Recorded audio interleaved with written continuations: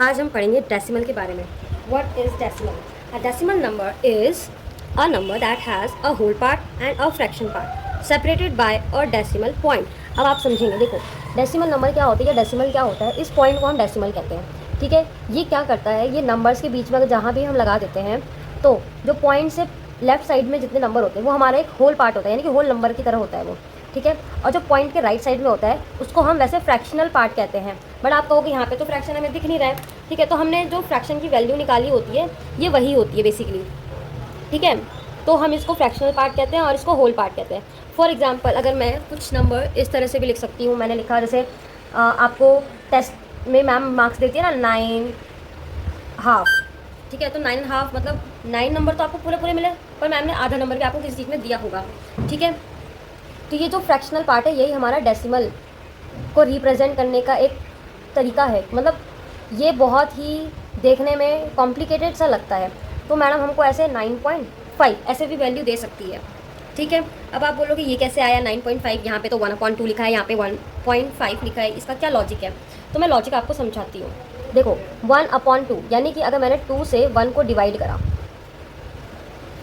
मैंने 1 को डिवाइड करा, अब 1 तो छोटा है तो मैं क्या करूँगी, 0.0 लगा के यहाँ पे भी एक 0 बढ़ा दूँगी। अब ये बन गया 10। अब 2 5 10, यानी कि ये 0.5 है वो 1.2 की वैल्यू है, यानी कि 1/2 इक्वल्स टू 0.5। ठीक है, अब होल नंबर क्या था मेरा 9, तो बस मैंने इसी नंबर में 9 को ऐड कर दिया। ठीक है, अब ऐड करके मेरे पास क्या आया 9.5। अब समझ में आया आपको कैसे हुआ ये? ठीक है, अब मैं थोड़ा उसको और डिटेल में आपको समझाती हूँ।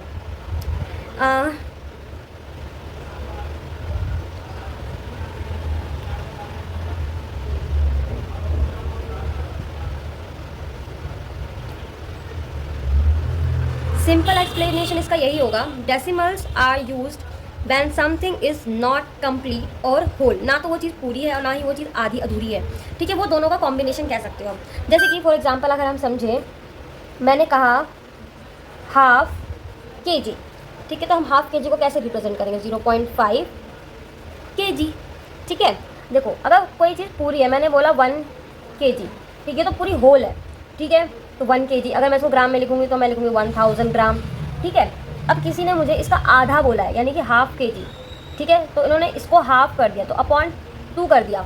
ठीक है, वही चीज़ पर के जी का ना, देखो अगर मैं इसका भी अपॉन 2 कर दूँ तो मेरे को 0 अभी हमने यहाँ पे करा था 1/2 का डिवीजन, तो कितना मिला मैं 0.5। वैसे अगर मैं इसका भी डिवीजन करूँगी तो 0.5 मिलेगा, इसलिए 1 के जी तो ये तो होल नंबर हो गया, इसका हाफ के जी तो 0.5 के जी। समझ में आई बात? ठीक है, अब आगे बढ़ते हैं। अब जैसे कि हम बोलते हैं, नेक्स्ट एग्जाम्पल मैंने ले लिया 10 रुपीज़। ठीक है, 10 रुपीज़, तो 10 रुपीज़ यानी कि 10 रुपये पूरे। ठीक है, पर अगर किसी ने लिख दिया 10 रुपीज़ एंड 50 पैसे, इसका क्या मतलब हुआ? इसको अगर मैं डेसिमल में लिखना चाहूँ तो कैसे लिखूँ, 10.50। ठीक है, यानी कि ये मेरा 10 रुपये और ये मेरा बन गया पैसे। ठीक है, समझ में आ रही है बात? अब so decimal help us represent part of a whole number या होल। ठीक है, why do we use decimals? We use decimals when numbers are not whole numbers. For example, एक और एग्जाम्पल ले लेते हैं हम, 1 चॉकलेट। ठीक है, मेरे पास एक चॉकलेट है, मैंने इसको शेयर किया इनटू 2 पार्ट्स। ठीक, एक मेरे पास चॉकलेट थी, मैंने उसको बीच में से आधा तोड़ दिया। ठीक, यानी कि 0.5। अभी मैंने आधे का बताया, आधे को 1/2, 1/2 को हम क्या लिखते हैं 0.5। ठीक है, यानी कि ये भी 0.5 है, ये भी 0.5 है। ठीक है, ओके नेक्स्ट अगर मैं एग्जांपल एक और ले लूँ तो जैसे कि 1 मीटर एंड हाफ। तो 1 मीटर, 1 तो पूरा हो गया कि 1 मीटर तो है ही है, पर मुझे उसमें हाफ भी ऐड करना है, तो 0.5। ठीक है, अगर मैं इसको करके बताऊँ ये कैसे हुआ, तो एक तो पूरा था, 1 मीटर तो पूरा था। ठीक, और हाफ को हम क्या बोलते हैं 0.5। इन दोनों को मैंने ऐड कर दिया तो मुझे ये नंबर मिल गया 1.5 मीटर, ये भी हमारा मीटर है। ठीक है, तो इसको हम किस तरह से रिप्रेजेंट करते हैं, डेसिमल का कहाँ कैसे यूज़ करा जाता है वो मैं आपको समझा रही हूँ यहाँ पे। ठीक है, अभी हम आगे और सीखते रहेंगे। अब जैसे कि अब 1/2 का तो आपको समझ में आ गया। ठीक है, फ्रैक्शन में नंबर कुछ ऐसे आ गए 1/4, इसकी क्या वैल्यू होगी 0.25। अब आप बोलोगे ये कैसे आया 0.25? ठीक है, तो देखो सेम वही जो हमने ऊपर करा था यहाँ पे भी हम वही करेंगे, 4 से 1 को डिवाइड करेंगे। ठीक है भाई, बाहर तो मेरा 4 बड़ा नंबर है, अंदर मेरा छोटा डिजिट आ गया, हम कैसे डिवाइड करें? तो मैं क्या करूँगी, मैंने 0 पॉइंट लगा दिया और यहाँ पे एक 0 ऐड कर दिया, ठीक है। अब 4 2 ज़ा 8, तो 10 में से 8 क्या कितना बचेगा, 2, ठीक है। अब देखो मैं यहाँ पे ऑलरेडी पॉइंट लगा चुकी हूँ, ठीक है, और यहाँ पे इसको माइनस करने के बाद ये नंबर आया है, तो मैं यहाँ पे एक एक्स्ट्रा 0 मैंने ऐड कर दिया, भी बन गया 20। तो 4 5 ज़ा 20, देखिए पूरा 0.25 आ रहा है, तो 1/4 की ये वैल्यू है 0.25, ठीक है। अब मैं आपको सिखाऊंगी प्लेस वैल्यू इन डेसिमल, जो कि बहुत इंपॉर्टेंट चीज़ है। ये ज़रूर आप लोग समझना। आपने बचपन में जैसे पढ़ा होगा, मैंने लिखा 3, मैंने लिखा 7, मैंने लिखा 4, तो इन सब का कोई ना कोई प्लेस वैल्यू होता है। जैसे हम बचपन में लिखते हैं ये 1, 10, 100, ऐसा हमारा 1000, 10,000, लाख, 10 लाख, फिर करोड़, 10 करोड़, ऐसे चलता जाता है, ठीक है। तो ये तो हो गया होल नंबर्स, ठीक है। अगर पॉइंट के बाद कोई नंबर आ गया, यहाँ पे मान लो 6 और 3, 9, अगर इस प्रकार के नंबर आ गए तो इनकी क्या प्लेस वैल्यू होगी उसको समझते हैं। तो पॉइंट के राइट साइड में होता है 1/10, 1/100, 1/1000, ठीक है। तो इसको हम कैसे पढ़ते हैं, क्या बोलते हैं, मैं वो आपको समझाती हूँ, ठीक है। जैसे कि मेरा ये नंबर है, मैं इसको बोलूँगी 473, ठीक है। अब इसके जो पीछे वाले नंबर, इनको कैसे पढ़ा जाएगा, तो ये हो गया 6, 10, 300 और 9000, ठीक है। लास्ट में TH लग जाता है, देखो समझो, मैंने इसको लिखा 473,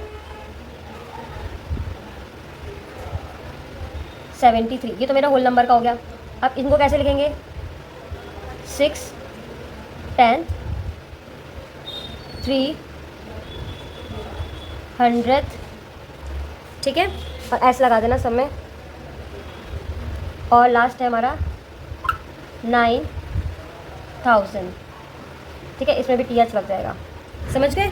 तो इस तरह से इसको लिखा जाता है इन वर्ड्स में। अब easy memory trick, 100 10s 1s, फिर दोबारा 10th 100th 1000, ठीक है, ऐसे चलता रहता है ये, समझ गए। मैं यहाँ पे लिख के दिखा देती हूँ, जैसे कि मेरा 100 10 1s, फिर पॉइंट के बाद क्या हो जाएगा 10th, फिर 100th और फिर 1000, ठीक है। तो पॉइंट से पहले तो जैसे हम नॉर्मल पढ़ते हैं वैसे ही पढ़ेंगे 473, ठीक है। पॉइंट के बाद वाले नंबर्स को जैसे कि 6, 10, 300 और 9000, करेक्ट, ओके। आगे बढ़ते हैं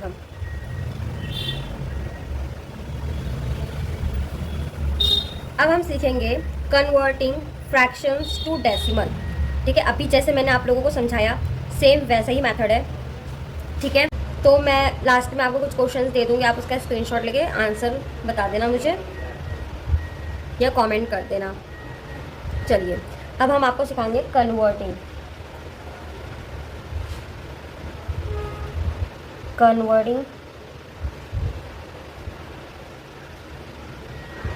इनटू डेसिमल। अब देखो मेरे को, जैसे मैंने आपको अभी बताया था 1/2 का, ऐसे मैंने बताया 1/4 का, ठीक इसी प्रकार से 5/10, 25/100 या 3/4 की वैल्यू हम भी ऐसे ही फाइंड करेंगे, ठीक है।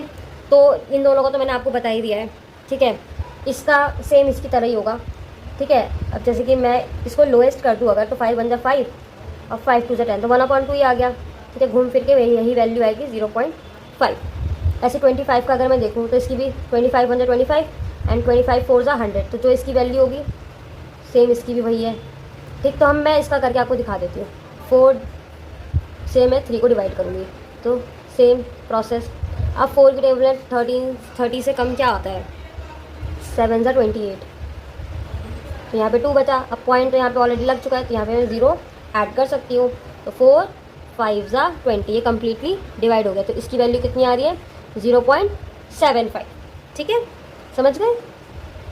नेक्स्ट अब हम समझेंगे कंपेयरिंग डेसिमल नंबर्स, कि इनके बीच में कंपैरिजन कैसे होता है, ठीक है। ये भी एक इम्पॉर्टेंट पॉइंट है। अब देखो कंपैरिजन कैसे होगा, मैंने यहाँ लिखा कंपेयरिंग डेसिमल नंबर्स, मैंने लिखा 0.5 और मैंने पूछा 0.7, विच वन इज़ ग्रेटेस्ट, मुझे बताने में से बड़ा कौन सा है। तो तो साफ पता चल रहा है ये 0.5 है और ये 0.7 है, तो ये वाला ही बड़ा होगा, है ना। फिर उसके बाद 2.34, 2.45 प्लेस वैल्यू के अकॉर्डिंग देख लो। देखो वंस प्लेस पे तो दोनों सेम है, 2 और 2, तो यानी कि दोनों बराबर है। फिर 10th प्लेस पे यहाँ पे 3 है और यहाँ पे 4 है, तो ऑब्वियसली बात है 4 वाला बड़ा है, तो दिस वन इज ग्रेटेस्ट। ठीक है, ऐसे ही और एग्जाम्पल्स हम लोग ले लेते हैं। मैंने बोला 5.08 एंड 5.8, तो वंस प्लेस पे तो दोनों पे 5 है, यहाँ पे 5 है, यहाँ 5 है। और 10th प्लेस पे कौन है, यहाँ पे 0, यहाँ पे 8 है, तो 0 बड़ा है कि 8 बड़ा है, 8, तो दिस वन इज ग्रेटेस्ट। ठीक है, समझ में आ गई बात।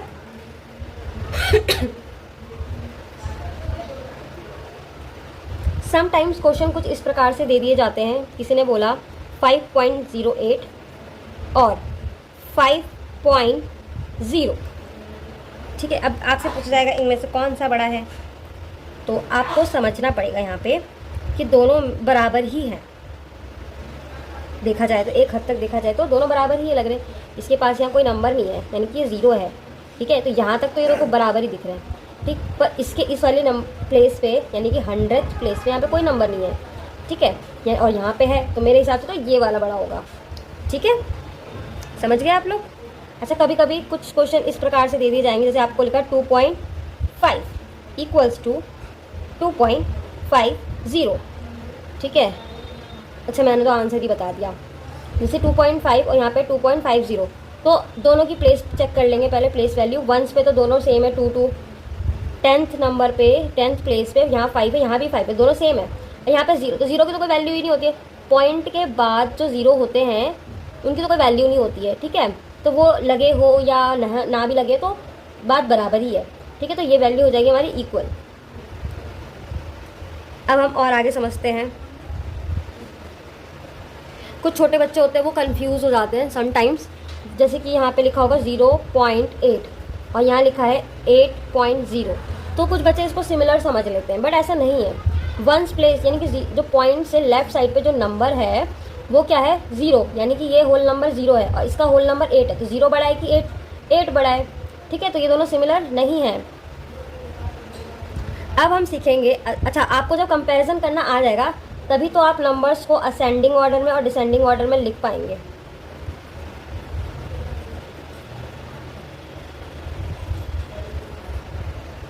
आप सभी को खैर असेंडिंग और डिसेंडिंग ऑर्डर तो पता ही होगा। असेंडिंग होता है छोटे से बड़ा, ठीक, और डिसेंडिंग मतलब होता है बड़े से छोटा, यानी कि छोटे नंबर से हम स्टार्ट करते हैं, जैसे 1 2 3 4 5 6 7 8। ठीक है, तो ये असेंडिंग ऑर्डर। डिसेंडिंग ऑर्डर क्या होता है, बड़े से छोटा, 10 9 8 7 6 5 4 3 2 1 इस तरह से। ठीक है, पर हम यहाँ पे अब डेसिमल नंबर्स की बात कर रहे थे। किसी ने मेरे को दिया 0.2, 0.5, 0.8 एंड 1.2।